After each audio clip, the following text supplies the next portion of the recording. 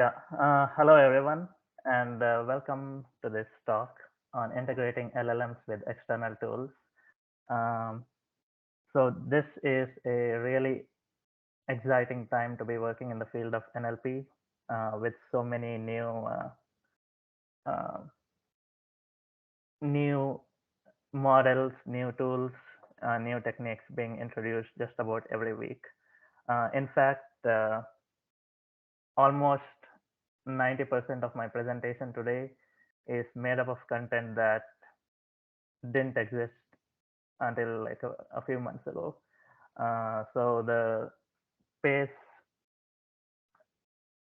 of progress is pretty furious. Um, so just a little bit about me. So I'm a co-founder at Bedrock AI, a Toronto-based fintech startup. We have been using LMs slash LLMs um, ever since the launch of our startup, and we have been deploying them in production right from the beginning. Um, so we are now on our third generation of models, which closely uh, matches the progress and evolution in large language model development over the years. I also had the opportunity to work at Big Science, um, where the organization that built Bloom, the large language model, and I work specifically on the detecting PII uh, on the pre-training data. I also happen to be writing a book on large language models, and this particular topic is so there is one specific chapter in my book that deals with the topic that we are going to talk about. So here's the agenda for today. So at first, I'll just set out uh, providing a lay of the land, so to speak. What do we have out there?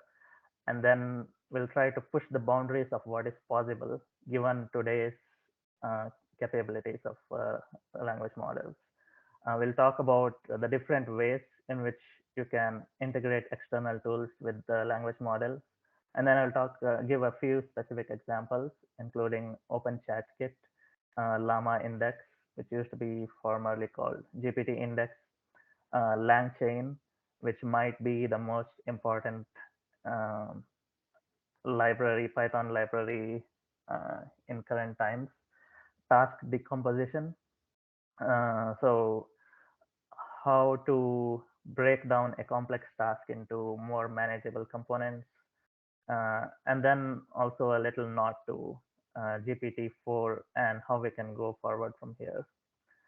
Um, so, so let us start with a timeline, and this uh, is what I personally think are major milestones in this particular field.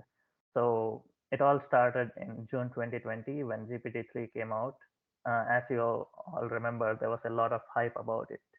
And I think at that time, I also recall someone saying uh, the US presidential debate later in 2020 will have an entire section just debating about GPT-3 and its effect on society because it's going to change the world forever. Of course, we now know what happened in the presidential debates. I'm not even sure if either Biden or Trump even knew about the existence of GPT-3 at that time. But overall, GPT-3 was still, despite its flaws, it was still a phenomenal improvement over what existed before. Um, so in March 2021, we had the first open source um, model come up. So prior to that, I was a little worried that uh, language model research is now only something that big tech labs can afford. But then Eleuther AI, a community research organization, came up with GPT Neo. So the model here is a 2.7 billion model. I'm not sure many would classify it as an LLM today, but still it was a landmark effort in October 2021. So this was when I, who was so far skeptical, became a true believer. So this turned me into an AI optimist. So basically, when we started looking at instruction tuning models, so instruction um, tuning turned out to be the superpower, the technique that you need to turn a language model that behaved like a unruly teenager into a well-grounded adult that follows instructions you give it. And this, so there was this T0 model that was built, I guess, by big science. And when I first used it, I had a religious experience. So this was when everything changed for me, and I realized that we at Bedrock AI we had to get started on working on incorporating instruction tuning ASAP. Uh, so then you had a few months later, OpenAI came out with the Instruct GPT paper that introduced how you can use reinforcement learning and human feedback to align your language model to behave more in tune with human preferences. Of course, we found out later that the reinforcement learning model was not made public until sometime in October or November when GPT 3.5 came out. And then, ChatGPT that um, went mainstream with its easy to use user interface. And just this week or last week, we had Open ChatKit. That is a open source version of ChatGPT, which I'm excited to talk about later in the presentation. And also yesterday we had GPT-4.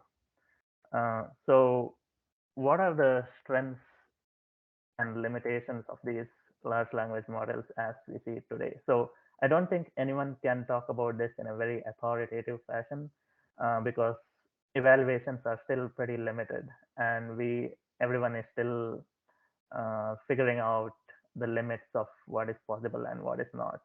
But these are purely based on my personal experiences working on uh, the both the open source models and models from Cohere or OpenAI, etc. I think when you look at strengths, it is clear that it's really good at following instructions and at query understanding. One thing I have noticed is like especially when the more recent models, they are really good at understanding the intent of your query. Um, as an aside, I'm surprised to see people interacting with ChatGPT in very formal English, like even using the word please, um, because that it is not necessary. And I personally, I don't even use grammatical English. I just use keywords. So, for example, if I have to ask ChatGPT for a vegan recipe, I just say vegan vegan recipe with carrots. I say vegan recipe carrots rather than an lengthy sentence.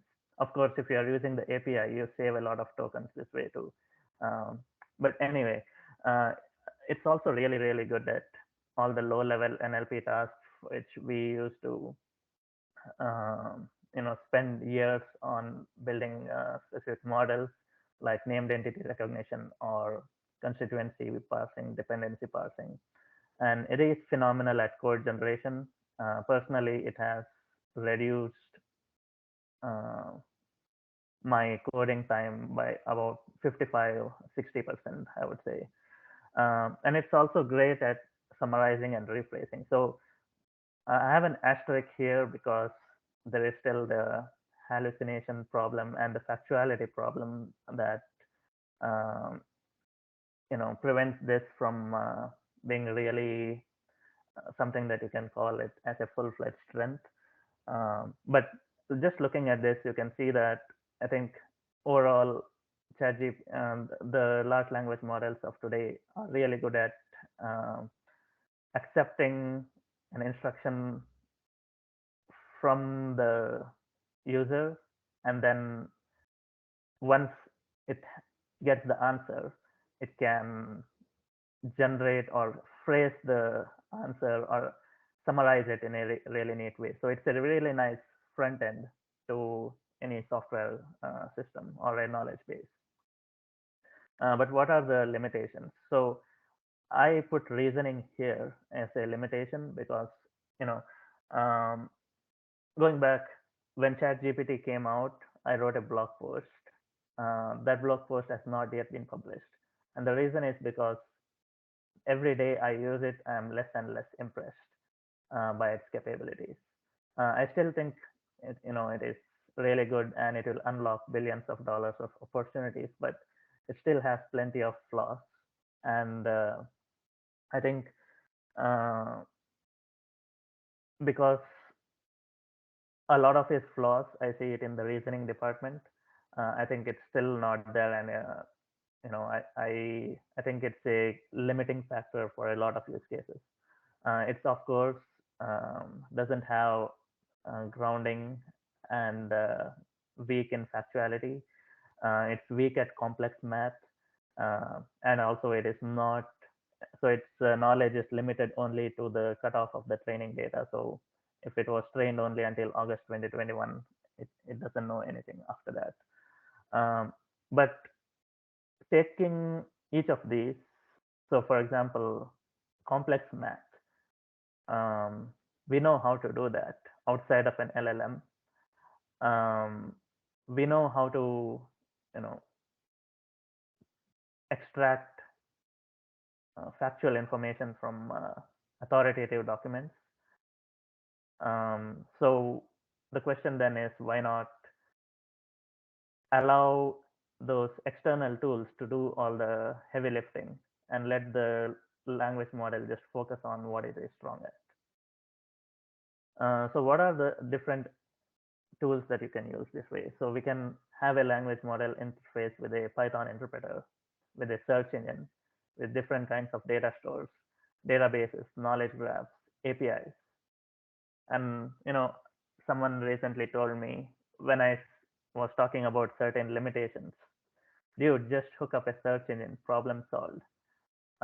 But all these are good, but do they really solve the problem? So there is a word of caution here for, I guess, all the exuberance that we see in the ecosystem today.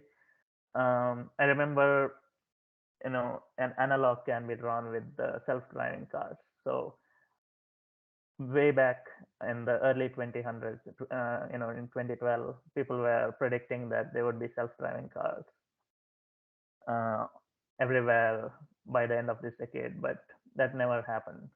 And one thing is that I guess humans underestimate or fail to recognize that for a lot of applications, being at 99% is not good enough, especially if your failure cases are unpredictable. Sometimes, you know, for example, in the self-driving car case, even if the system made good decisions 99% of the time, or even 99.9% of the time, it's not worth. It's still not production ready because you have to ask these important questions: what is the cost of a false positive? What is the cost of a false negative?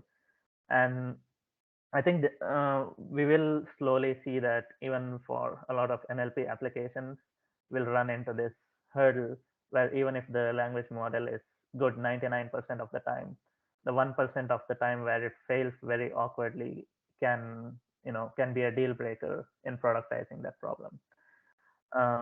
So let's push the boundaries of what is possible today. And I want to present two use cases, and we'll see if we can actually fulfill these tasks given today's tools and technologies. So the first use case is, can an LLM answer a question of this form? Who was the CTO of Apple when its share price was at its lowest point in the last 10 years? So in this case, how would a language model solve this answer this question? So it has to break down the task into manageable components. It first has to break down, it needs to know it's today's date, and then it needs to know what does 10 years in the past means, what is that date, and then it needs to find out what the lowest price share price in the last 10 years was, in that date range. And then when it gets the date when the share price was the lowest, it has to find out, let's say, the list of CTOs of Apple and figure out on that particular date who was the CTO. So it seems like a pretty tall order, but as we'll see later, it's not really far beyond our reach. The second use case, so this is something that is, I guess, I faced it myself recently.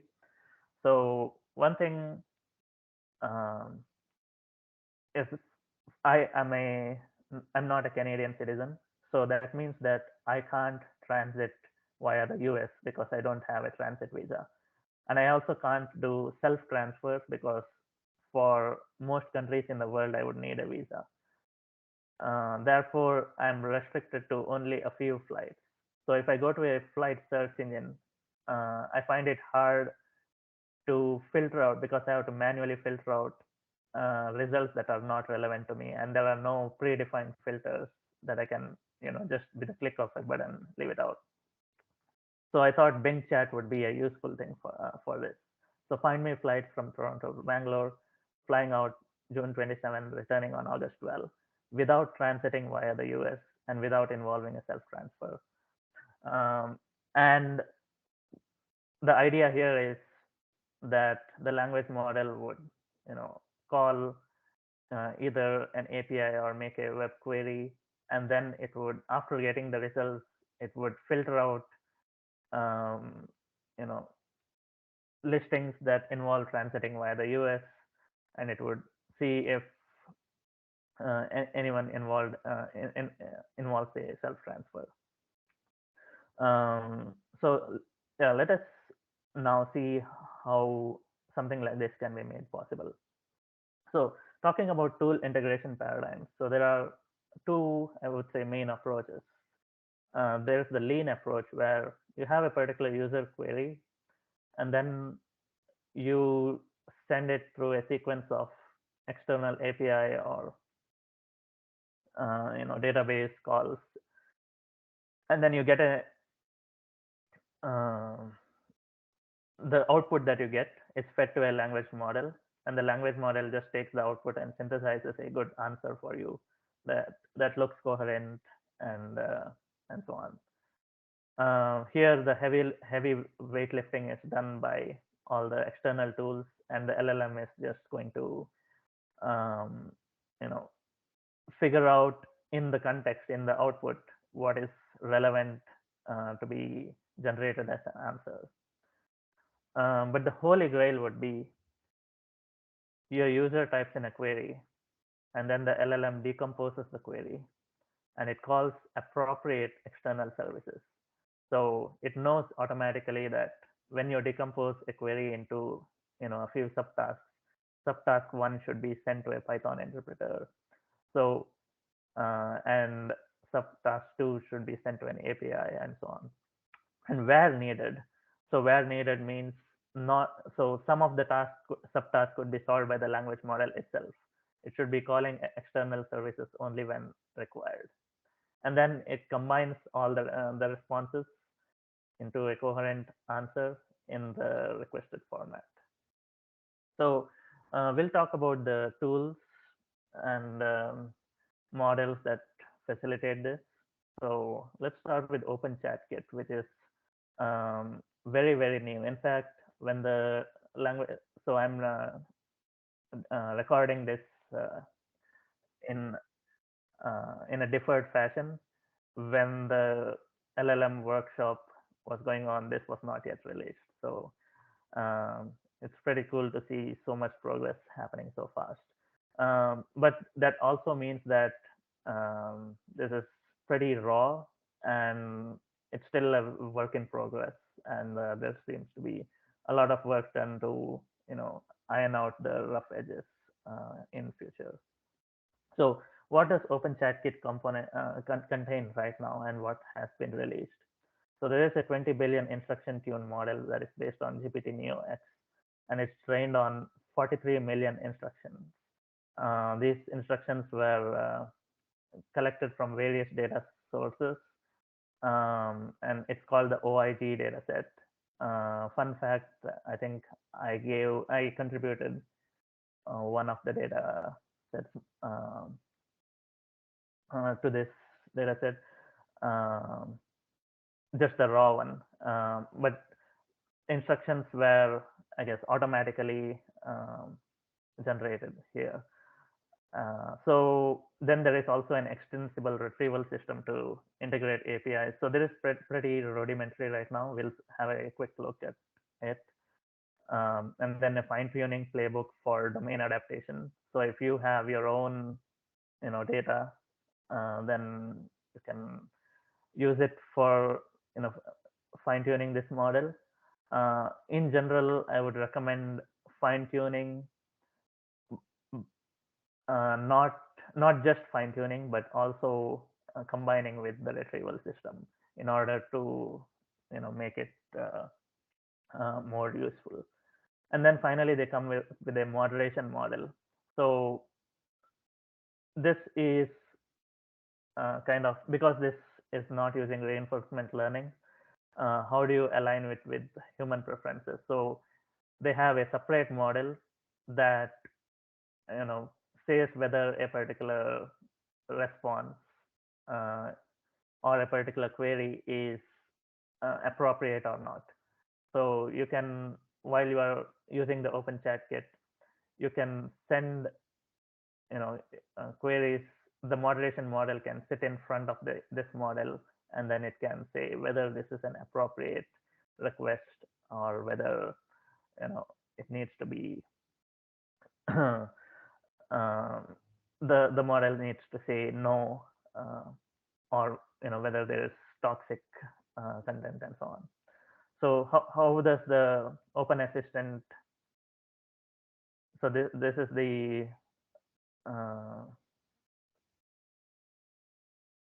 the OIG dataset, the 43 million. So how is the format look like? So you can see the format is in the form of human and bot responses. So the human says, write me an article about Czech immigration, and then end with a sentence about Czech's Buenos Aires. So then the bot, it's basically, this is the data. This is the data in the data set, and this is the automatically generated the instruction that comprises the data set. Another example is here. So you can see that there are very diverse set of instructions that makes this a pretty powerful data set. So I want to show you like a very quick retrieval example. Um, so you can look at OpenChatKit here, and what they do here is they take Wikipedia index. So this is basically embeddings of the Wikipedia taken 3 sentences at a time. So every 3 sentences is its own embedding, and then they use a retrieval model uh, to map your query to any of the entries in the index. And then if it is above a particular cosine similarity threshold, then they return it. And then they return also the sentences that are adjacent to it, so that it gets enough context. So you get adjacent W sentences to the match sentence if their cosine similarity is larger than a particular threshold. So now you can ask questions that whose answers are contained in Wikipedia using this. So this is pretty rudimentary, but it gives an idea about how one can fairly easily integrate external sources for language models. So let's now talk about Llama Index. So Llama Index is a very useful library, and these are like some of the stronger aspects of it. So data connectors. So it allows you to easily use your data sources like Google Docs, Notion, etc. And it allows you to build a wide variety of indices. We'll go into this a little more detail soon. And it allows you to parameterize your queries in very interesting ways. So, what are the different types of data connectors available? So you can have web pages. You can feed web pages directly. I think you can also use another library in conjunction with another library. You can also use PDFs. You can get Discord data. You can get GitHub data. You can get Google Docs data. You can get Notion data, Twitter data. So imagine if your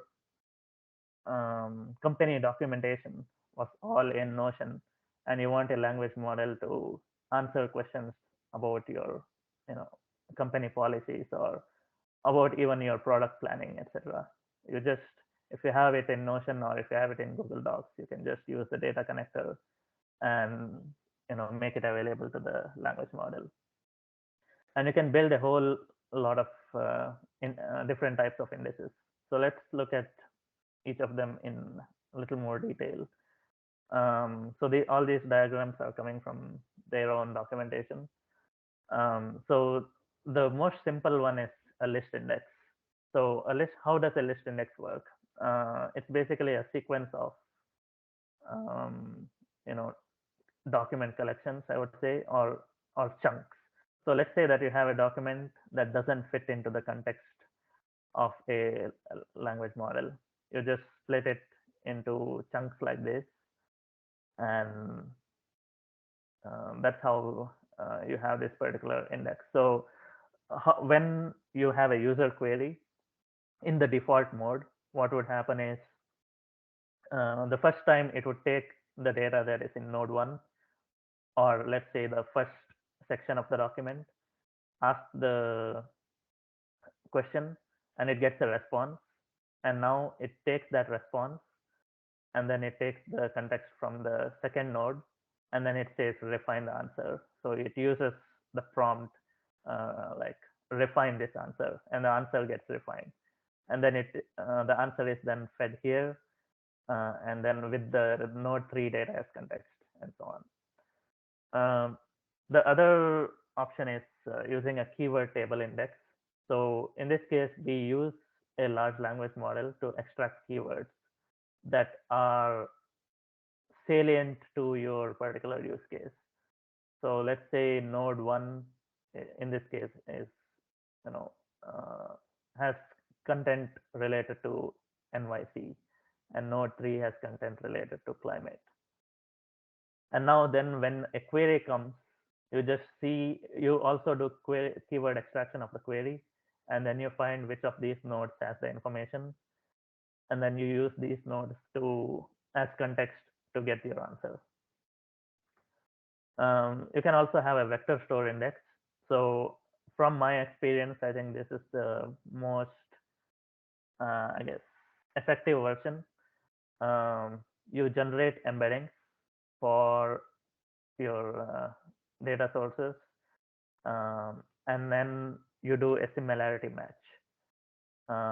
So you do a similarity match with the query, and then if the most similar nodes, uh, that data will now be the context for your model. You can also do tree index, and one exciting feature about Llama Index that has not been explored as much so far is the ability to compose indices on top of each other. But here, just looking at the tree index, so it's constructed bottom up. So you have node 1, node 2, node 3, node 4. But then the parent node is basically a summary of the child nodes. So now you can have something like a query go over the root node, and then it could traverse down to the edges based on the summary. So if you have your data in a hierarchical format, like a lot of data is, this could be a nice and effective mechanism. These are the next generation exciting indices. So you have the SQL index and the KG, the knowledge graph index. So the SQL index, it uses LLMs to convert from a natural language query to a SQL query. And in this particular library, it also provides support for automatic conversion from unstructured data to a database form. The same with the knowledge graph. So as I said, the queries are parameterizable. So you can say during the query, if a particular node has this particular keyword, then exclude it. Or if it only include nodes that have this particular keyword. You can have a compact form where it tries to fit as many nodes as possible in a single context window. The default is the create and refine, which is the one that I explained earlier. But there is also an interesting one called tree underscore summarize, where it constructs a tree during at query time, and it basically, that means it generates a summarized version of the output, which is pretty fascinating. So let's now then go to LangChain. So LangChain comes with a whole lot of utilities. So a lot of these features that Llama Index had is also available on LangChain, but I have just mentioned these as the features that Llama Index does better. So the LangChain features that are pretty useful are, again, ability to call a Python interpreter, Bash shell, HTTP request, Google API, Google search, Bing search, SERP, which is again search engine API, and then Wolfram Alpha. So now things get really exciting. It provides something called as a chain, which allows you to compose different LLM calls. So here's the LLM math chain. Let's say that I have to do math, but we know that LLMs don't get math all the time. So what you do is you just call a Python interpreter from the LLM. So the way it works is you have a user query representing a math problem. Let's say what is 15 times this, and then it generates the Python code, and then that Python code is then run on an interpreter, and you get the answer. And you can also customize the prompt here to ensure that specific libraries are used. Maybe you want this to be calculated in NumPy, or maybe you have some specific library that you need to use, or some specific rule to be followed. All of them can be placed in the prompt. There's the other exciting part called program-aided LMs. So where you can solve reasoning-based queries. So this is an example from the documentation. It uses a puzzle like this. So this requires arithmetic and logical reasoning. So what happens here is you do the task decomposition. So the language model does the task decomposition using the templated prompts, and then you end up with some mathematical equations that need to be calculated. So the Python code then is generated for doing the math, and then the Python does the math. So now, even if so, even if the LLM itself is probably going to fail at the math, you can just upload the math to the Python interpreter.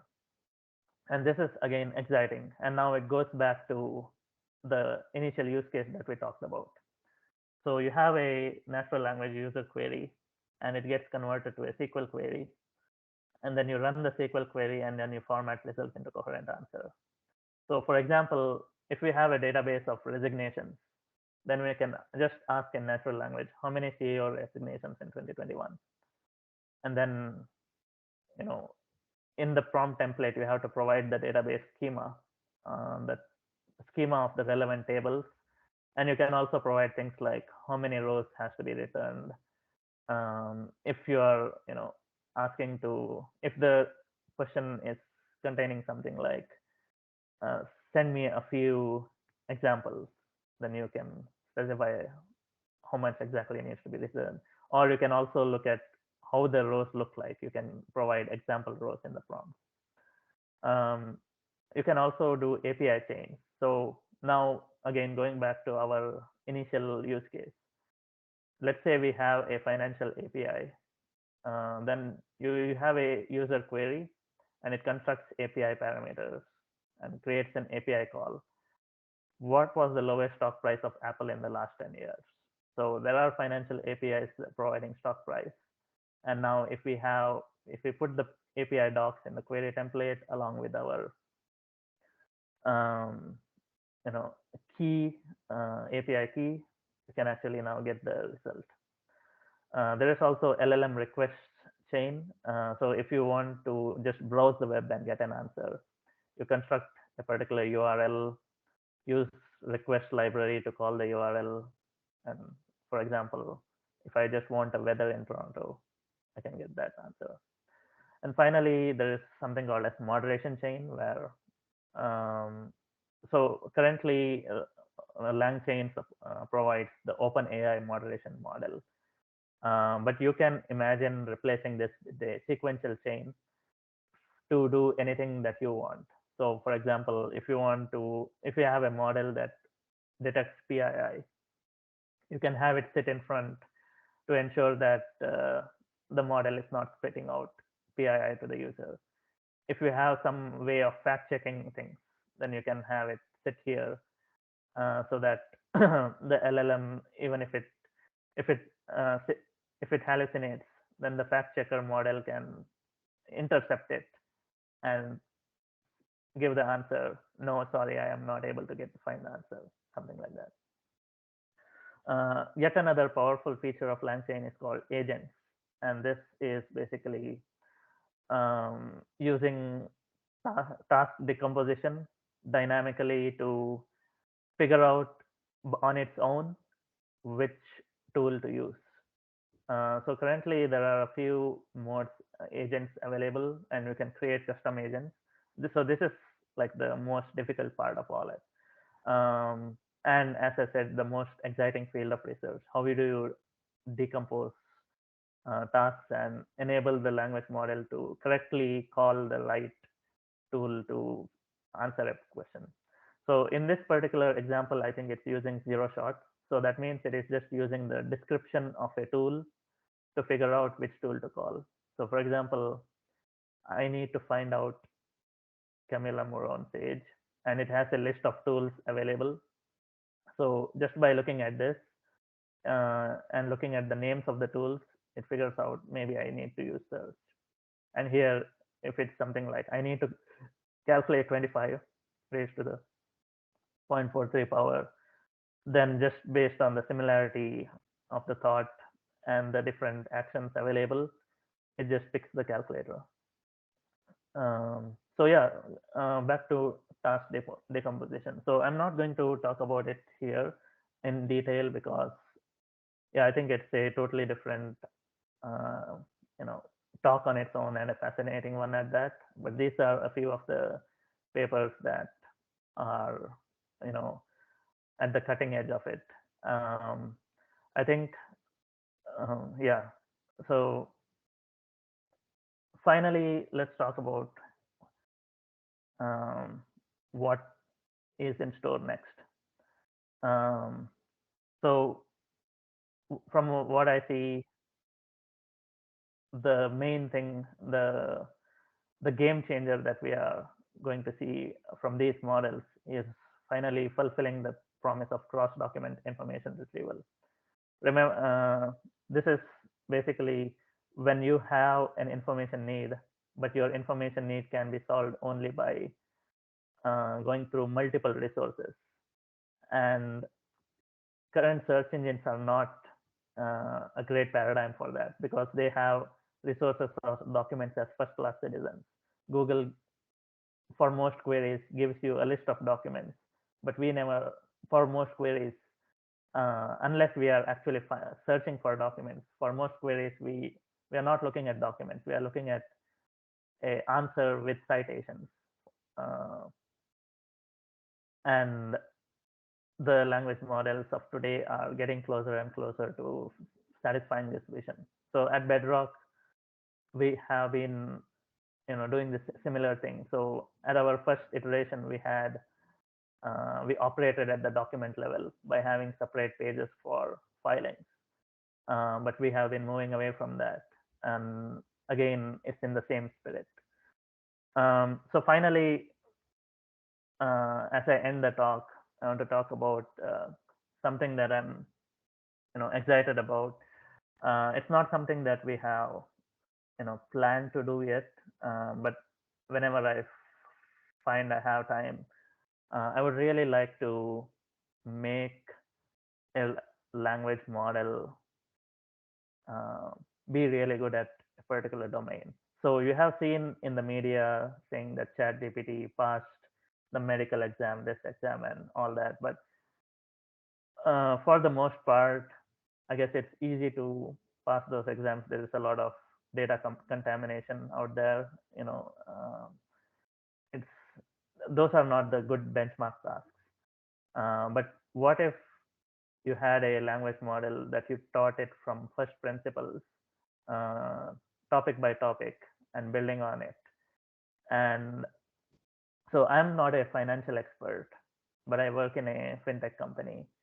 So it's something that I have been thinking about, that I take, you know, in future, take the CPA exam, but teach the language model along it as I learn it myself.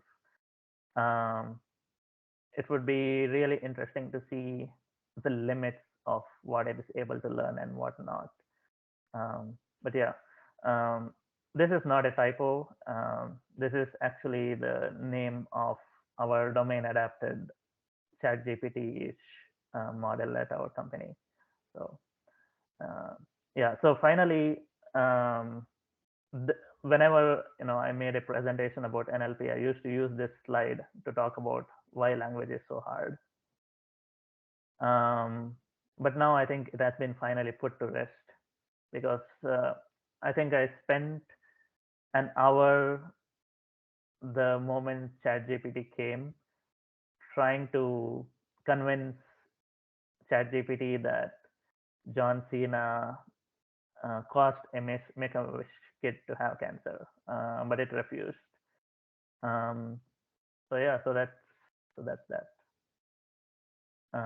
Yeah, if you have any questions, then you can find.